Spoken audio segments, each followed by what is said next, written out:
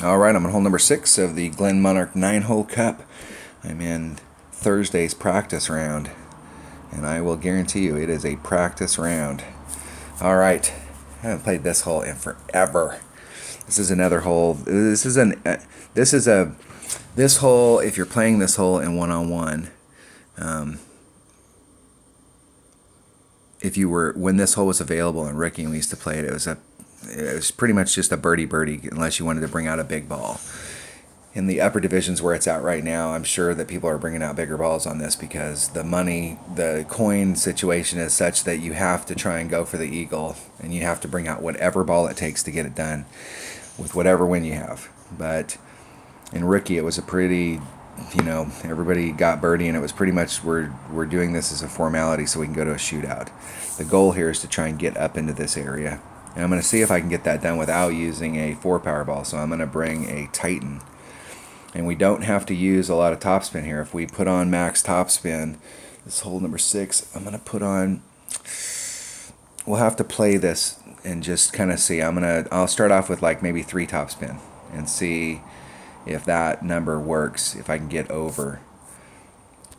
We'll have to see where our red lines and all that stuff are. This is probably going to end up being an overpower shot to get over there.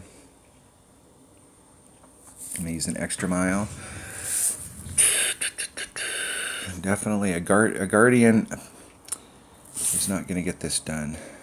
Big dog will get this done. The thing I like about big dogs is big dogs are great clubs because they've got lots of curl right from the get-go. I think it's 50% curl the day you get it. So, and they've got distance right off the bat. The accuracy blows. So it's 2.1 per ring, which is about what a extra mile is at 2.1 per ring. So those numbers will be easy to remember. And I'm going to bring in a Titan. So those really should be the only 2 clubs that I need. Let's make sure we got just a regular normal suspects in the bag and a Titan. So the goal here is not to worry about, I'm not worried about any of the other clubs. I'm not worried about my Saturn Hornet or any of my usual suspects at the bottom. The whole goal is to try and get on it too.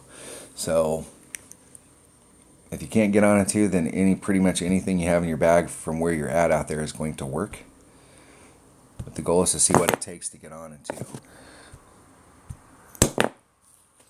I'm sure this is going to be one of those spots where we'll have to do a max overpower shot in order to get over that sand.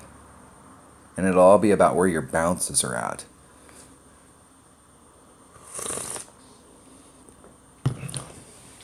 Trying to wake up drinking some coffee.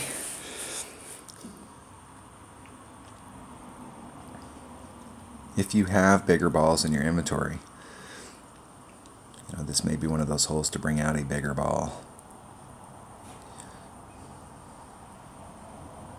And if you're going to lay up, any place out there will work, because you can go to the landing area on the right hand side and you don't have to be all the way down there. So if you're going to do a layup, why risk ending up in that sand or ending up in that rough if you're going to go to the right?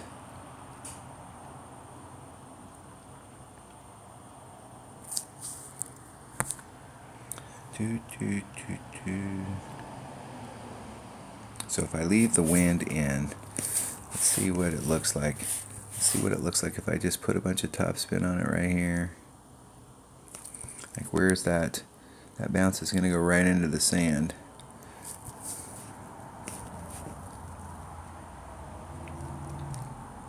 I'm not going to use, let's see here. I'm going to leave the wind in. Let's do a max overpower shot and see what happens. Hitting it great to the left. We're looking for distance here, not nice and over. That's about it. And it barely cleared on the other side, so I could have put just a little teeny bit more topspin on there.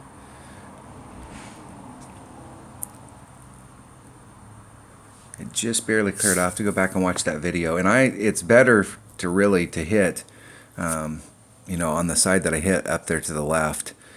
That sand is a little skinnier. Now here's the deal. If you're going to do a layup shot and you're going to use that island on the right, you've got to end up on that island on the right. So this is the normal shot here. You can see I'm gonna, even if I overpower it, I don't have a whole lot of area here to curl. So let's put on all of that. Put on 2 topspin.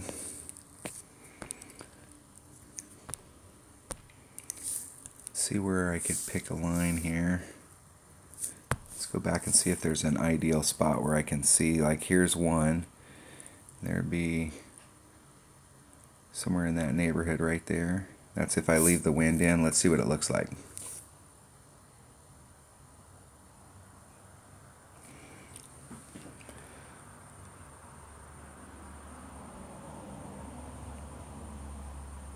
Just dribbling it up there.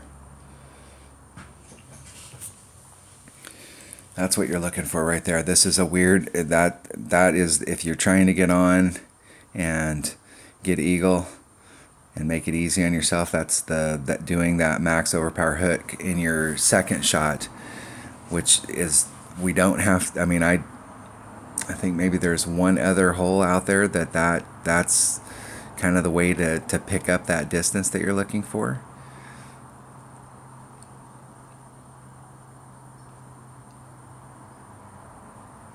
Not sure if my opponent is trying to qualify today, but I'm going to miss my putt. I am not trying to qualify today.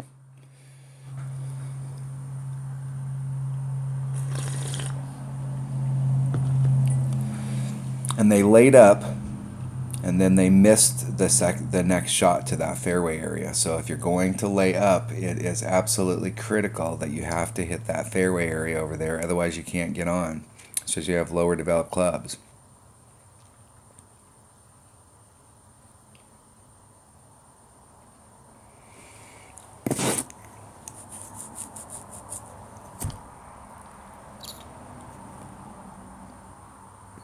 I'm going to miss my putt again. Make them work for it. Make them work for it. Laying up and then missing the pad that you're trying to get to. They didn't deserve a birdie. And I wasn't willing to give them one. I want to make sure that I don't qualify today. My whole thing today is just to make sure that those shots, that shot is the shot that I want to take here.